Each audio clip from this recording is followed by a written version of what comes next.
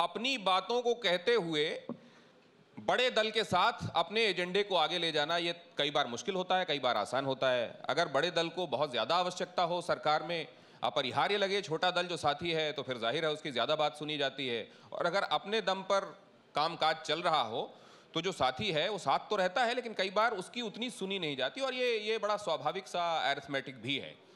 क्या इतना ही स्वाभाविक छोटे दलों को लगता है, या कई बार बहुत पीड़ा भी होती है? ज़रा ये समझेंगे। बाबू सिंह कुशवाहा साहब, ज़रा ये समझाइए कि अभी तो आपका कारवां बना और शुरू हुआ। सबसे पहले तो ये कि ये देर क्यों हो गई, इतना सोच विचार हुआ, या जब कहीं कुछ नहीं मिला तमाम विंडो शॉपिंग कर ली गई, दुकान अब उठने लगी, मंडी उठने लगी, तब जहां जो मिला खरीद लिया गया? नहीं, ऐसा नहीं है।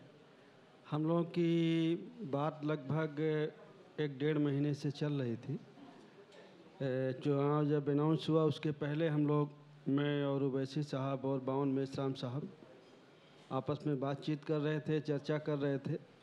और जब आपस में हमारा बैठ के सीटों का तालमेल हो गया तो हम लोगों ने अनाउंस कर दिया।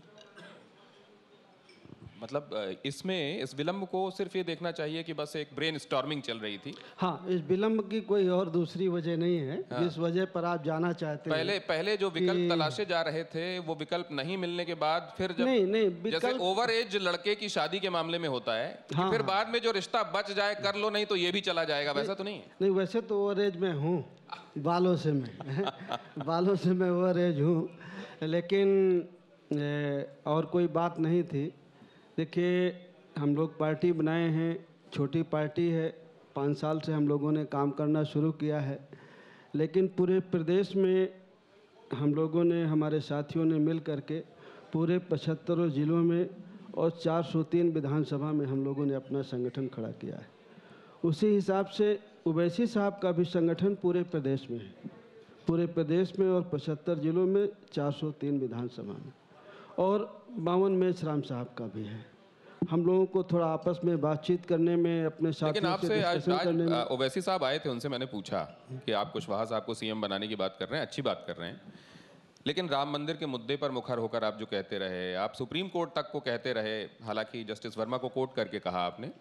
आप जब जाएंगे लोगों के बीच में तो आपका जो हिंदू वोटर है इस बारे में जब आपसे बात करेगा, क्या जवाब देंगे आप? देखिए, हम जो बात करते हैं और जो हम कहते हैं, आज आपके बीच में कह रहे हैं, हम एक ही मुद्दे पर जा रहे हैं लोगों के बीच में, और एक ही बात कहते हैं कि जिसकी जितनी संख्या भारी उसकी उतनी हिस्सेदारी।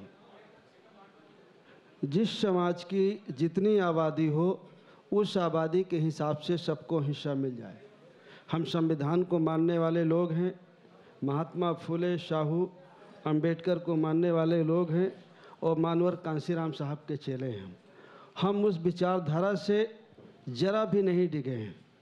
आज कांशीराम साहब नहीं हैं, बीएसपी की विचारधारा वो है या नहीं, मैं इस पर नहीं कह सकता हूँ, लेकिन मैं अपनी बात कह सकता हूँ कि जो साहू, फुले और अंबेडकर की विचारधारा को लेकर के मानवर कांशीराम साहब चले थे, उसी विचारधारा के साथ हम लोगों ने जन अधिकार पार्टी खड़ी की है, और उसी विचारधारा के साथ हम लोगों के बीच में जा रहे हैं। हम भागीदारी के मुद्दे पर जा रहे हैं कि हमको हिस्सा मिले। आप हमको पिछड़ा बनाओ, अगड़ा बनाओ, दलित बनाओ, लेकिन हमारा जो हिस्सा बनता है वो हिस्सा दो हमें। एक बात बताइए लेकिन, और ये सही बताइएगा, आप जितना सही बोलेंगे लोग उतने मुतासिर होंगे। राजनेता कई बार चीज़ों को गोल गोल कर देते हैं।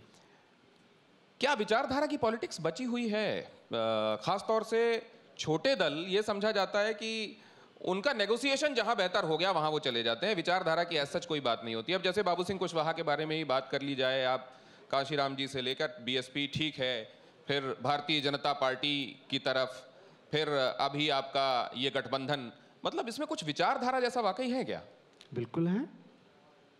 हिस्सेदारी के मुद्दे पर उवैसी साहब, 52 मेश्राम साहब और मैं, हम लोग हिस्सेदारी के नाम पर साथ हैं और लोगों के बीच में जा रहे हैं, अपनी बात कह रहे हैं।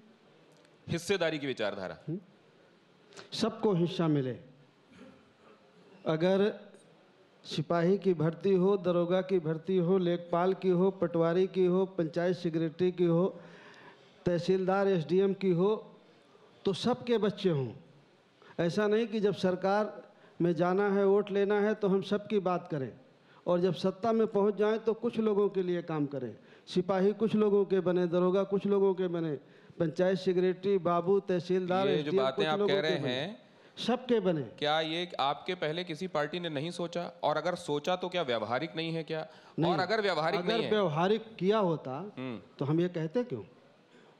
नहीं तो फिर मुझे ये लगता है कि कहीं वो ये ख्वाब तो नहीं है जो ख्वाब ही रहने में ख्वाब रहते हैं, अगर उनको हकीकत कर दिया जाए तो ख्वाब में आना बंद हो जाते हैं। नहीं, ख्वाब नहीं रहेंगे, हकीकत में होंगे। होगा ये हकीकत, कोशिश भी की गई थी।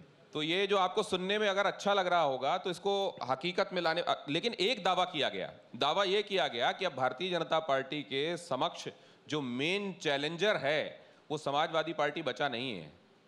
अब इनका जो 5 पार्टियों का, और हो सकता है आने वाले दिनों में कुनबा थोड़ा बहुत कुछ और बढ़े घटे, वो मेन चैलेंजर हो गया। ये बहुत बड़ा दावा नहीं है आपका? नहीं, ये बड़ा दावा क्यों है? हम पिछले 6 महीने से पूरे प्रदेश में पिछड़ा, दलित, अल्पसंख्यक भाईचारा बनाओ सम्मेलन कर रहे हैं और हम सभी जगह जा करके हमने अपनी बात कही है कि अगर आपको हक हिस्सा लेना है तो हम लोगों को इकट्ठा होना चाहिए। अब वही समीकरण हमने भी लोगों को बना के दिखाया, दलित भी है, पिछड़ा भी है, अल्पसंख्यक भी है, वही विचारधारा लेकर के हम लोगों के बीच में तो एक तरफ एक है, उसकी अपनी पर्टिकुलर आइडियोलॉजी है, और एक खेमा है जो एक तरह की बात कर रहा है। कौन एक तरह की बात कर रहा है? इधर मेरे बगल में बाएं बैठा हुआ, एकदम बाएं। नहीं, सुनिए, दूसरी तरफ जो उसको घेरने वाले लोग हैं वो कई तरह से बटे हुए हैं, तो घेरेबंदी और मजबूत होगी, कमजोर होगी? नहीं, घेरेबंदी मजबूत है और मजबूत रहेगी। और जिनको किस बेसिस पे कह रहे हैं आप? बटेंगे नहीं वोट? नहीं, वोट बटेंगे नहीं। आप देखिएगा, अभी थोड़ा 1 हफ्ते का टाइम और दीजिए, 1 हफ्ते में देखिए जरा उत्तर प्रदेश की क्या तस्वीर बन रही है। कोरोना धर्म नहीं देखता, जात नहीं देखता, अमीर गरीब ऊंच नीच नहीं देखता। कोरोना सिर्फ मौका देखता है, लेकिन आप उसे मौका मत दीजिए। बस इतना कीजिए, जब कभी दफ्तर से, बाजार से घर लौटिए तो इतना ख्याल जरूर रखिए कहीं आपके साथ कोरोना आपके घर तो नहीं जा रहा। भूलिए मत, कोरोना अभी जिंदा है।